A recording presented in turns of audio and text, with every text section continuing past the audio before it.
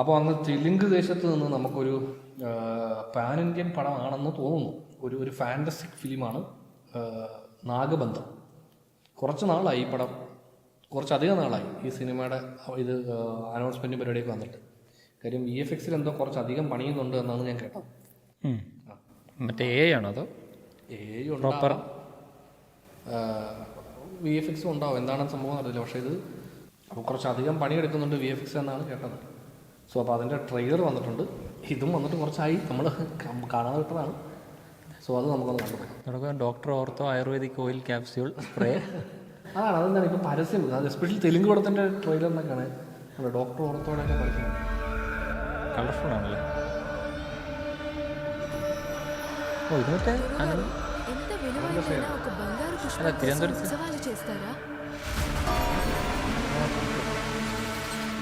అది బంగారు పుష్పం కాదమ్మా, సబ్బు అంటారు. బ్రహ్మకమలం ఇలా సబ్బు ఇడమ్మ అది ఇలా ఈ కాల వృక్షం నుంచి నన్ను కొంత విముక్తనిచ్చే బ్రహ్మకమలం నా చేతిలో ఉంటే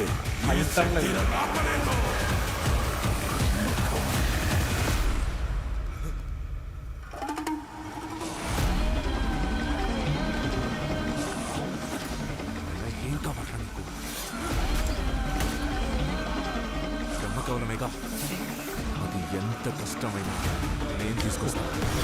മുതല ഇല്ലാത്തൊരു തെലുങ്ക് കൂടെ ഇല്ല. ചരിത്രത്തിൽ മുതലകൾക്കുള്ള സ്ഥാനം. నేను ఈ ప్రపంచాన్ని పాలించే రాక్షసుడు. ఈ ఖజానా కేవలం భూమిని మాత్రమే శాసిస్తుంది, కానీ ఆ బ్రహ్మకమలం ഗണപതിയാണ്. బ్రహ్మాండాన్ని శాసిస్తుంది. నాకు ఆ బ్రహ్మకమలం కావాలి. ఎన్ని జన్మలు ఎత్తిన నీకు దక్కదు.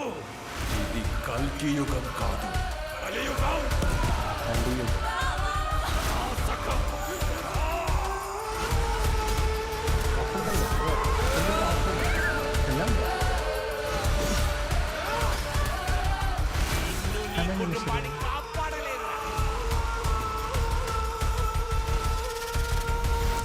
అధర్మం మితిమీరినప్పుడు ధర్మరక్షణ కోసం കൈലാസം ശിവനാണ് భగవంతుడు అవతారం దాల్స్తాడు. ఎక్కడో నీ దేవుడు?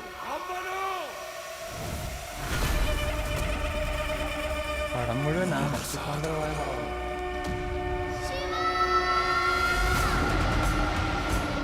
భగవంతం వేయబడిన ఆలయానికి రక్షకులు.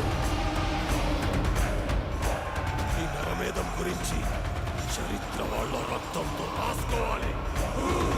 విషువల్స్లో കുറച്ച് പണിയെടുത്തിട്ടുണ്ട്. అడుగు పెట్టాలనే ఆలోచన వస్తే అస్థి పంజరాలు కూడా మిగలవని చూపిద్దాం.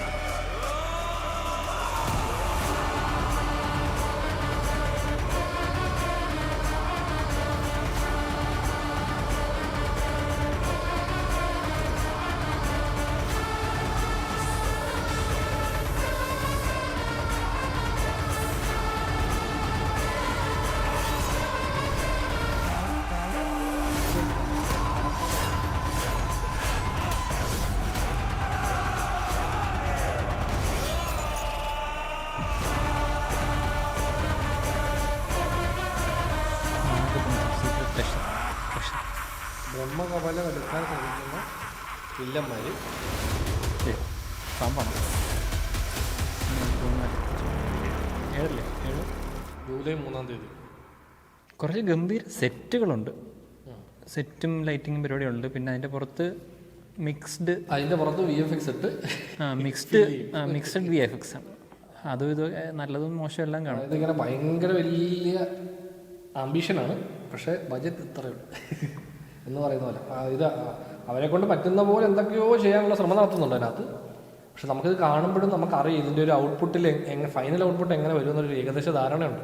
അതായത് ഈ ആക്ടിങ് കുറച്ച്, അതായത് ഇതിൻ്റെ മെയിൻ ക്യാരക്ടർ ചെയ്യുന്ന ആളെ ഒട്ടും പരിചയമില്ല,